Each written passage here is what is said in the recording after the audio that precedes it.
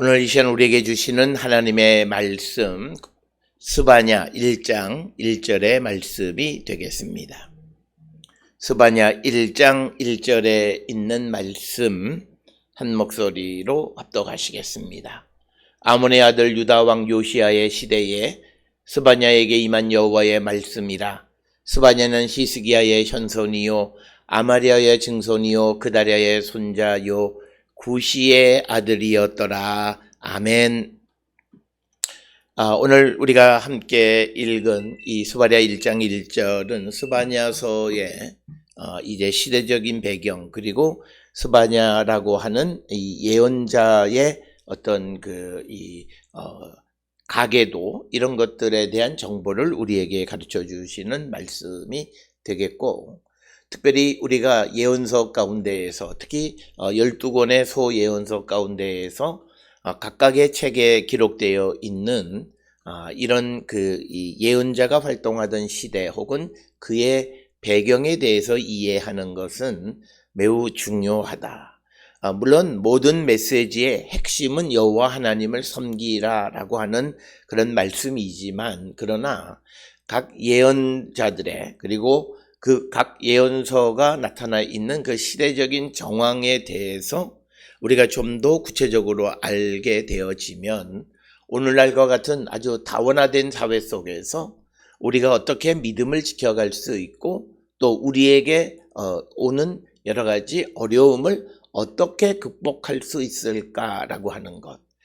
그렇기 때문에 그 예언서가 가지고 있는 어떤 시대적 배경을 정확하게 우리가 이해하는 것은 그렇게 매우 중요하다라고 하는 것이고, 특별히 오늘 우리가 함께 읽은 1장 1절의 이 스바냐서의 어떤 배경에 대한 이야기를 통해서 보면 다른 예언자들과 다른 부분이 하나 있는데, 그것은 이 예언의 그 수신자 누구를 향해서 예언한 것인가 라고 하는 언급이 없다라고 하는 것입니다. 그러나 이 주시는 말씀들을 통해서 보게 되면 아마도 이 말씀은 유다의 백성들에게 주시는 말씀으로 우리가 이해할 수 있다라고 하는 것을 여러분들이 기억하시면 되겠고, 그래서 그런 배경 속에서 이제 이 1장 2절 이하에 나타나는 여호와의 날에 임하게 될 여러 가지 하나님의 심판에 대해서 선포하고 있습니다. 특별히 오늘 주시는 본문의 1절에 보면 아몬의 아들 유다 왕 요시야의 시대, 이렇게 이야기하고 있습니다. 특별히 우리가 잘 아는 요시야 왕의 시대, 이 요시야 왕은 대략적으로 주전 639년부터 대략 609년까지 한 30여 년간 왕으로 활동했던 사람이고, 특히 요시야 시대 주전 622 혹은 21년에 중요한 종교개혁이 일어났던, 그것을 시행했던 왕입니다. 특별히 고대 시대에 이런 그 종교가 혼합되어지고 우상을 섬기는 것은 그 시대적 정신과 매우 밀접하다라고 하는 겁니다. 특히 강대국이 쳐들어와서 그 문화들이 들어오고, 또 그들에 의해서 이제 어떤 다른 종교를 소개받게 되어지므로 그 시대 전체가 어떤 우상 숭배에 노출되어지는 것을 우리는 볼 수 있습니다. 특별히 우리가 이 요시야를 생각하면 항상 생각하는 것은 그의 조상이었던 히스기야 왕을 기억합니다. 히스기야 시대는 727년부터 698년까지였는데 그 역시도 종교개혁을 했던 왕인데, 그 다음에 왕이 되어졌던 그 아들 므낫세 때 그 종교개혁이 많이 와해되어지고 다시 우상숭배가 그렇게 번성하게 되어졌는데, 그런 므낫세가 12살의 왕이 돼서 55년 동안 통치하면서 우상숭배가 많이 만연되어졌고, 그러다 이제 므낫세가 죽은 후에 아몬이 이제 왕이 되었는데, 아몬이 왕이 된 것은 그가 22살에 왕이 돼서 2년 동안 통치했다, 이렇게 성경은 기록하고 있습니다. 오늘 본문에 언급하고 있는 이 아몬이 태어났을 때 이 시대, 그래서 아몬은 그의 아버지인 므낫세가 45세쯤에 낳은 아들이 되겠습니다. 그러니까 45세쯤에 얻은 아들이라고 하는 것이고, 아몬이 태어났을 때의 어떤 변화는 아시리아가 유다를 공격하는, 그래서 주전 663년경에 그들이 아수르바니팔 2세라고 하는 왕이 유다를 점령했을 뿐만 아니라 이집트의 노아몬까지 점령하는 사건이 벌어졌고, 그래서 한동안 주변 나라들은 아시리아의 그 제국의 통치 아래 살아갈 수밖에 없었다라고 하는 것입니다.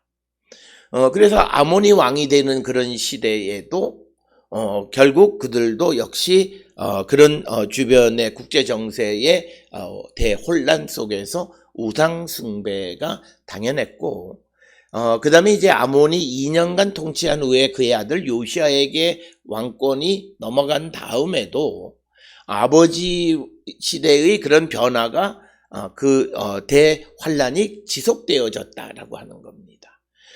그래서 오늘 우리에게 주시는 이 스바냐가 이스라엘 백성들에게, 유다 백성들에게 여호와의 말씀을 전하는 그 시대적 정황은 국제적인 어떤 대격변 속에서 지금 아시리아 제국이 유다를 지배하고 있고, 그리고 그들의 세력이 이집트의 노아몬에까지 확장되어져서 이 고대 근동에서 특별히 지중해 연안에 있는 많은 나라들이 아시리아의 세력 아래 놓여 있던 그런 시대.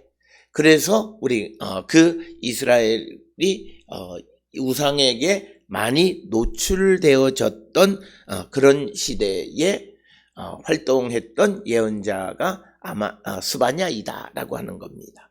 그래서 우리가 보통 주석가들은 이 스바냐가 예언을 활동했던 시대가 주전 630에서 대략 625년 사이, 그러니까 621년에 요시아의 종교개혁이 있으니까 종교개혁이 일어나기 직전까지, 그러니까 어떻게 보면 그 우상 숭배에, 그리고 우상을 숭배하는 것이 아주 정점에 이르렀던 때에 스바냐가 하나님의 말씀을 유다에게 선포하는 것이고, 그리고 이런 스바냐의 예언 운동과 같은 이런 하나님의 말씀을 선포하는 것들이 불과 몇 년 후에 요시아의 종교 개혁으로 열매를 맺게 되어지는, 그래서 이 스바냐서가 갖는 역사적 의의는 종교개혁의 어떤 원동력이 되어지는 역할을 했다라고 하는 것입니다.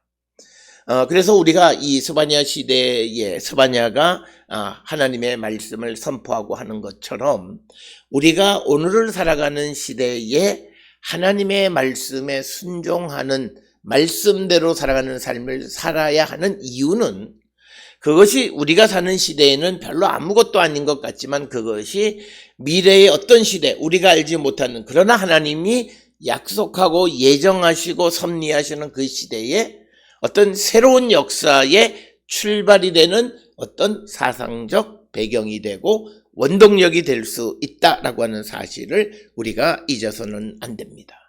그렇기 때문에 우리가 매일매일 살아가는 삶이 매우 소중한 삶이고, 매일매일의 삶 속에서 그 시대가 아무리 어둠 속에, 흑암 속에 있을지라도 우리는 하나님의 말씀의 빛을 받고 그 말씀대로 살아갈 때 우리는 알지 못하는 미래의 어떤 시대에 그런 우리의 행동 하나하나가 모여서 하나님의 어떤 거대한 새로운 시대를 열어가는 마중물이 되어질 수 있다라고 하는 사실을 분명히 깨달아야 합니다.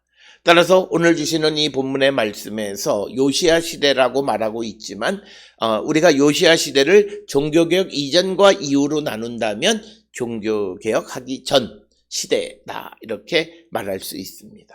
그 말의 의미는 스바냐 시대에는 우상을 섬기는 일이 아주 만연되어져 있고 하나님이 스바냐를 통해서 말씀을 전하지 않을 수 없는 그런 아주 우상 숭배가 정점에 달았던 그런 시대에 스바냐를 통해서 말씀하시는 것이다 라고 하는 것, 이것을 우리가 기억하셔야 되겠고, 이런 스바냐 시대의 우상 숭배의 그 원인은 그것이 다른 것보다도 그 주변 국가들의 영향력이다. 그래서 앞에서 설명드렸듯이 아시리아 제국이 이집트의 노아몬까지 세력을 확장하면서 그 지중해 연안에 있는 이스라엘을 포함한 많은 나라들이 아시리아의 지배 아래 들어가고 그들의 군사적, 문화적 영향력 아래 들어감에 따라서 우상 숭배가 만연해졌다라고 하는 겁니다. 오늘 우리가 살고 있는 이 시대에 우리는 경제적인 것 때문에 무슨 외교 관계를 우리가 맺고 그 정책을 사용하는데 특별히 우리는 한 번쯤 돌아봐야 되는데, 신앙적인 관점에서 우리가 이슬람 국가들하고 경제 교역을 많이 함으로 말미암아 우리 사회에는 알게 모르게 이슬람 종교들이 아주 급속도로 우리에게 영향을 끼쳤습니다. 그런 것들이 우리에게 신앙적인 위기로 다가왔는데 하나님은 그런 것을 그냥 내버려 두지 아니하시고 그것을 바꿔가신다라고 하는 겁니다. 특별히 우리가 무슨 정치적으로 무슨 뭐 비난을 하고 뭐 그러지만 그런 정치적인 어떤 외교적인 결정을 우리가 신앙적 관점에서 한번 돌이켜 보면 우리가 서남 정책을 써서 그런 서남아시아나 이런 이슬람 국가들하고 교역을 많이 함으로 우리 사회에 그런 우상 숭배적 요인들이 많이 들어오게 되어지는 그런 상황을 하나님은 더 이상 두고 보지 않으신다라고 하는 거예요. 그래서 어떻게 보면 우리가 여러 가지 원인도 있고 하나님의 계획이 있지만 종교적인 관점에서 보게 되면 왜 하나님께서 우리나라의 정권도 바꾸고 새로운 정부를 탄생시켰는가 라고 하는 것에서 여러 가지 이유가 있다라고 하는 것입니다.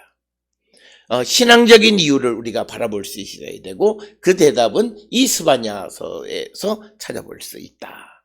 즉 강대국의 지배 아래에서 어떤 강대국이냐에 따라서 우상 숭배가 만연되어지는 그런 위기를 자초하게 되니까 하나님께서는 강대국의 속박으로부터 우리를 구원해 주는 것 같지만 우리의 그 우상 숭배를 씻어내기 위해서 다시 유다에게 고난을 주시는데, 그 고난을 주시는 것은 바로 그들을 바벨론의 포로가 되게 하시는 일을 통해서 그들의 우상 숭배를 씻어버리시는 것을 우리가 볼 수 있습니다.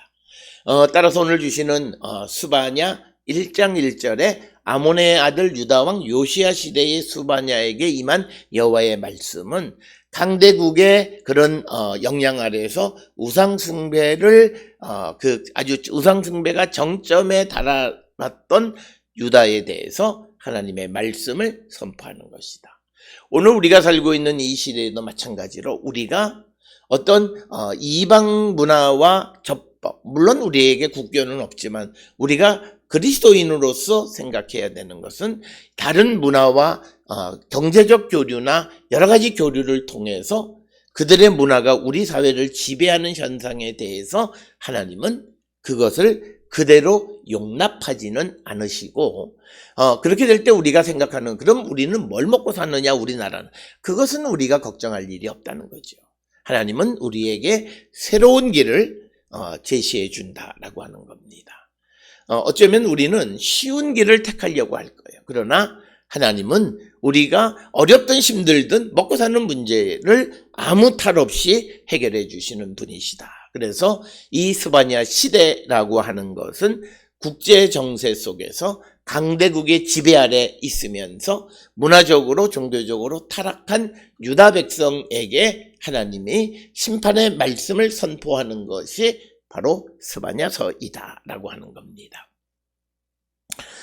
오늘 또 주시는 이 본문의 말씀에서 우리가 스바냐는 히스기야의 현손이요 아마리아의 증손이요 그다리아의 굿이요 손자요 굿이의 아들이었다라고 하는 오늘 주시는 이 그 족보를 보게 되면 보통은 족보를 언급할 때 3대를 언급하는 게 보통입니다.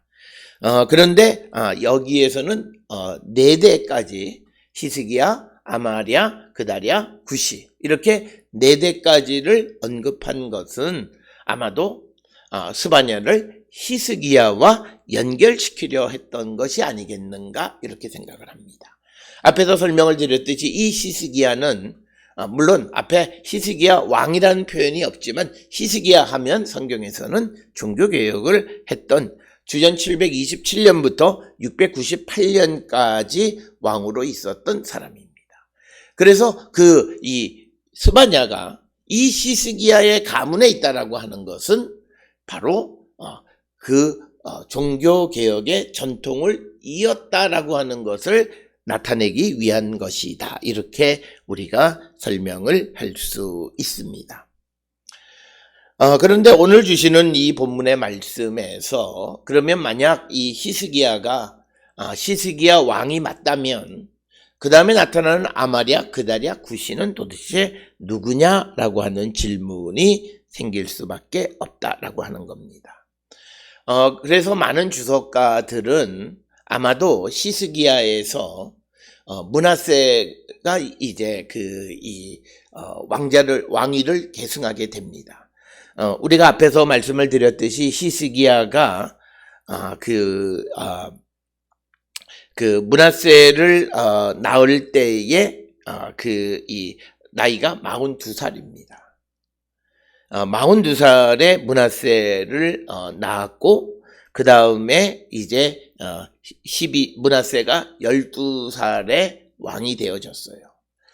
그러니까 히스기야가 병으로 있으면서 아픈 기간 동안에 이제 그 왕권이 므낫세로 넘어가는 사이에 성경은 기록하지 않지만 어떤 문제가 있었던 것을 우리가 추측할 수 있어요.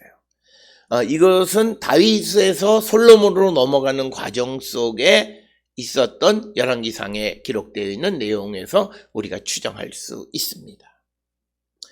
그래서 많은 학자들은 이 아마리아라고 하는 사람, 히스기야가 왕이라면 그의 아들 아마리아는 아마도 므낫세의 다른 형이었을 것으로 추정을 하는 겁니다. 그래서 왕의 자리에 오르지 못한 자가 아마리아였다 이렇게 설명을 하고 그것은 성경은 기록하고 있지는 않지만 그러나 우리가 다윗 솔로몬 시대와 비교해 보면 어느 정도 개연성은 있고 그리고 마지막 히스기야가 말년에 병으로 아픈 기간이 있었다라고 하는 그것을 통해서는 얼마든지 추정할 수 있습니다.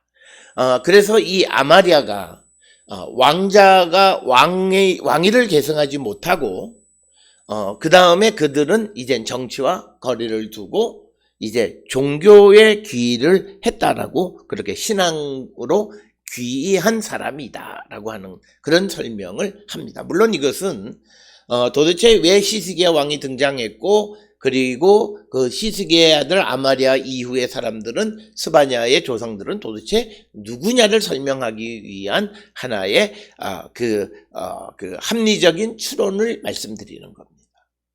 그래서 아마리아가 왕위 계승에서 밀려났지만 그가 신앙으로 귀의했고 그래서 그 후손 중에 스바냐가 있었고 하나님께서는 그를 들어서 쓰셨다는 거죠. 히스기야, 아마리아, 그다리아 이 모든 이름들에는 하나님에 대한 여호와, 야라고 하는 이름들이 다 붙어 있어요. 이 야는 야훼, 여호와의 약자입니다. 그래서 구실을 제외한 나머지 이름들의 여호와 하나님에 대한 이름이 포함되어 있는 이런 것들을 통해서 보면 히스기야의 후손들 스바냐의 그 조상들은 그 대부분 여호와 신앙을 갖고 있었던 자이다라고 하는 거예요. 만약 우리가 이 히스기야 왕이 맞고 그리고 아마랴가 히스기야의 아들이고 그 후손이 스바냐라면 하나님께서 히스기야를 통해서 역사하셨던 종교개혁이 므낫세가 들어서면서 실패하는 것 같지만 그러나 하나님은 다른 방법으로 그 역사를 이루어 가시는 분이시고 극기야는 스바냐의 예언을 통해서 그리고 그 후에 요시야를 통해서 그 종교개혁은 성공하게 되었다라고 하는 것을 우리에게 보여주는 그런 말씀이 되겠습니다. 그래서 우리가 세상을 살아가는 데 있어서 내가 왕손이니까 왕이 되어진다라고 하는 하나의 목표에 집착해서 살아가기보다는 우리가 어떤 부분에서 내가 일을 하든 하나님에 대한 믿음을 가지고 살아가면 하나님은 그를 다른 방식으로 들어서 하나님의 역사에 귀하게 사용하신다라고 하는 사실을 우리에게 가르쳐주는 그런 말씀이 바로 스바냐가 왕족 출신의 예언자라고 하는 사실에서 우리에게 시사하는 바가 크다라고 하는 것입니다. 오늘 우리는 어떤 세상을 살아가면서 어떤 성공하기 위해서 우리의 목표를 정하고 그것이 안 되면 인생이 마치 굴곡되어지고 또 실패한 것처럼 여기는 잘못된 생각에서 우리가 벗어나는 자들이 되어야 한다. 그래서 히스기야의 종교 개혁의 전통을 하나님은 다른 쪽을 통해서 이루어 가시고 완성하셔서 역사에 오히려 므낫세보다도 훨씬 더 중요한 일을 이루시는 분이 바로 하나님이시다라고 하는 것을 우리가 기억하시면서 오늘 내가 원했던 어떤 일에 실패한다 해서 내가 하나님에게 쓰임받지 못하는가? 그것은 아니다라고 하는 사실을 우리가 꼭 기억을 하셔야 되겠습니다. 특별히 오늘 주시는 본문은 예언서의 모든 말씀에서 나타나는 것처럼 스바냐에게 임한 여호와의 말씀이니라 라고 하는 것. 이것은 예레미야 1장 4절이나 에스겔 3장 16절, 요나 1장 1절, 또 스가랴 4장 8절, 6장 9절 여러 곳에서 많이 사용되어지는 스바냐에게 임한 여호와의 말씀이다 라고 하는 것입니다. 이 표현을 통해서 이제 스바냐서에 기록되어 있는 말씀은 스바냐의 말이 아니라 하나님께서 주신 말씀을 스바냐가 전달한 것이다 라고 하는 것을 우리에게 가르쳐 줍니다. 특별히 오늘 주시는 본문을 통해서 우리가 보면 말씀이 육신이 되어 오신 예수 그리스도, 그래서 말씀으로 우리에게 임하기도 하시는, 그래서 하나님이 우리 가운데 말씀으로 임하셔서 우리에게 말씀하시는 것을 우리가 듣는 자가 되어야 되고, 지금은 우리에게 직접 말씀하시지만 당시에는 예언자들을 통해서 말씀하셨다라고 하는, 그래서 이 스바냐가 전하는 모든 말씀은 하나님의 말씀임을 우리에게 말하고 있고, 또 오늘 주시는 본문에 여호와의 말씀이다라고 하는 것은 하나님께서 예언자들을 통해서 선포하실 때 항상 사용하는 그런 표현이고, 그래서 스바냐가 전하는 모든 것은 하나님의 말씀이다라고 하는 것입니다. 오늘 우리가 함께 읽은 스바냐 1장 1절에서는 예언의 청중이 누구인지 언급되어 있지는 않지만 그러나 4절에 기록되어 있는 그런 말씀들을 통해서 보게 되면 아마도 유다와 예루살렘 주민들에게 주시는 말씀으로 우리가 이해할 수 있습니다. 특별히 오늘 우리가 주시는 이 아몬의 아들 유다왕 요시야 시대의 스바냐에게 임한 이 말씀들을 통해서 스바냐가 전하는 말씀은 국제적 교류 속에서 국제적 강대국의 지배 아래 있으면서 문화가 들어오면서 우상숭배가 만연되어진 그 시대에 하나님의 심판의 말씀을 전해주는 겁니다.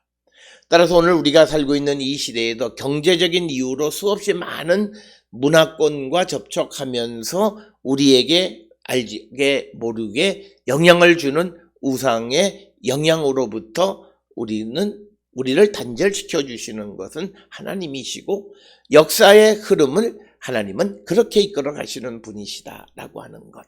그래서 우리가 어떤 정부가 선함 정책을 통해서 어떤 중동 국가와의 교류를 통해 우리 사회에 그런 이슬람 문화가 들어와서 이슬람교가 확산되어지는 것을 하나님으로서는 더 이상 용납할 수 없다라고 하는 겁니다. 그래서 오늘 주시는 이 스바냐는 우리가 어떤 문화의 지배를 받아서 우리의 믿음이 신앙이 부패되어졌을 때 하나님은 그 사람들에 대해서 말씀을 전해주시고 그들을 심판하신다. 그래서 우리는 내가 교류하고 있는 내가 관계를 맺고 있는 그 문화가 무엇인가는 매우 중요한 것이다. 그래서 옛 말에 금묵자흑이라는 말이 있습니다.